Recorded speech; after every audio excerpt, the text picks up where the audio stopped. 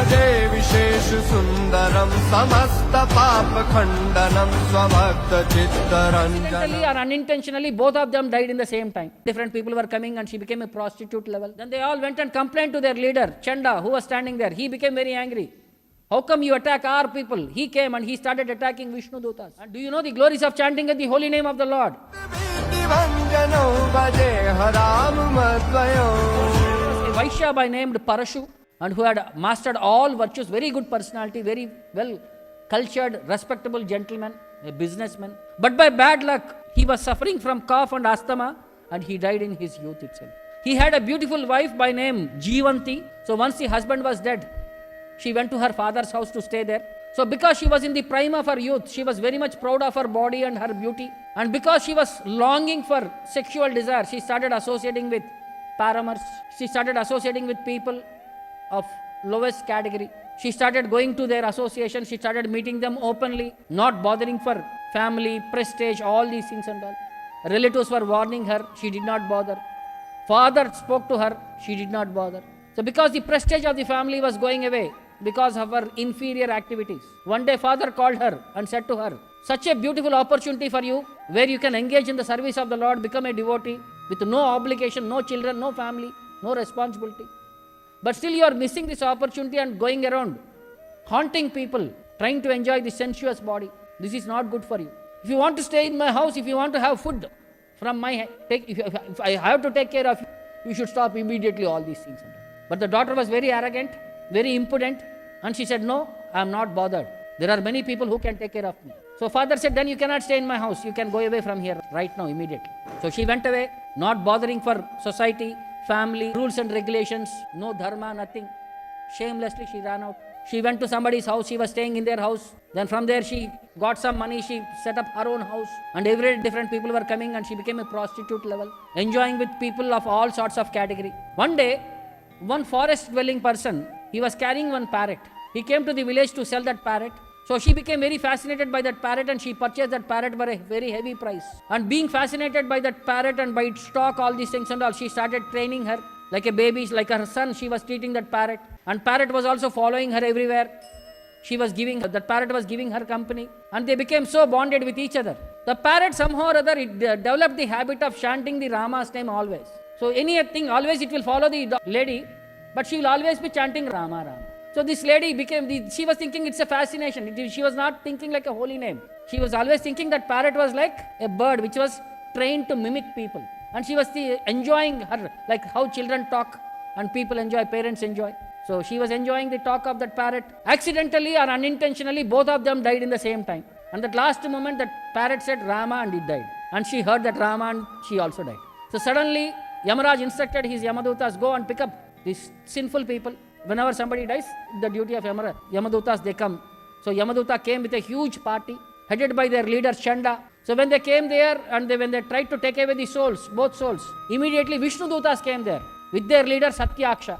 So there was a confrontation, Yamadutas and Vishnu Dutas. So Vishnu Dutas started asking them, how dare you? How can you take away these innocent living entities who are faultless? And do you know the glories of chanting at the holy name of the Lord? Then Yamadutas, they are also experiencing a change, a tussle.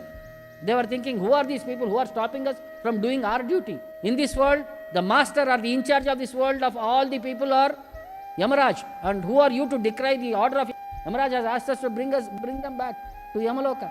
So after this confrontation, then the war started. The Vishnu Dutas immediately released the two Jivas, and Yamadutas started attacking Vishnu Dutas. So Vishnu Dutas were all fully equipped, as good as Vishnu.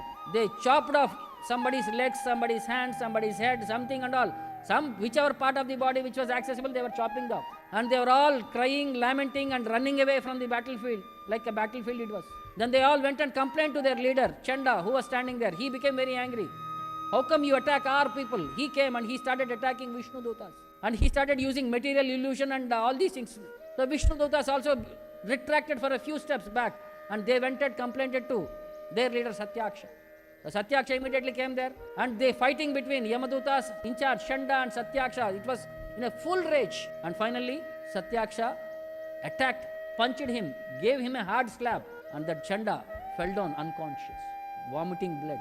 So all the rest of the people who are all alive with some bodily parts, they started carrying him. They went back to Yamaraj.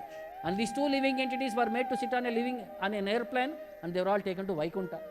The prostitute and the parrot, both of them went to Vaikuntha. So when they went to Yamaraj, and all these people complained to Yamaraj, my dear sir, we know you are the only master in this world, and we do our duty on your behalf. If there is an obstacle in the process, they are not offending us, they are actually offending you. So they explained this entire scenario. Who are these people and what is their capacity?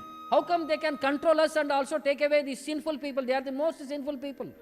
But they are saying they become sinless. How is this possible? And what is the glory of chanting Rama Nama? So when Yamaraj heard Rama Nama coming from Yamadosa, he became very happy. And he said, this is the glory of chanting the holy name.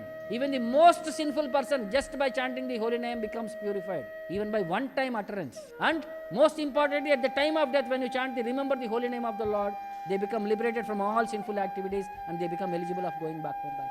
And he explained the glories of the holy name, he explained the glories of various avatars, and he instructed them. A living entity who is a devotee, who always chants the holy name, and who is a Vaishnava, they do not come under my jurisdiction. Please do not approach them in future. So Vaishnavas are not created by me, and they cannot be under my jurisdiction.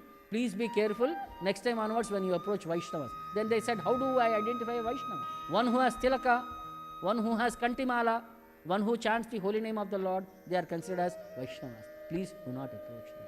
So this is the glory of the chanting of the holy name. So these demoniac thoughts always exist within us also. So anything sense enjoyment category is a demoniac thought. Even though we renounce everything, but still when we see a sense object, our mind gets carried away in an enjoyment perspective. But Shastra says we are not meant for that enjoyment perspective. We are supposed to offer all these things for the service of the Lord. So for purification and for spiritual perspectives, by chanting this holy name, by being connected with the Lord, all the unwanted aspects which are obstacles in our devotional service will be removed by the grace of Guru and Krishna, and we will be given an opportunity to practice this uninterrupted devotion.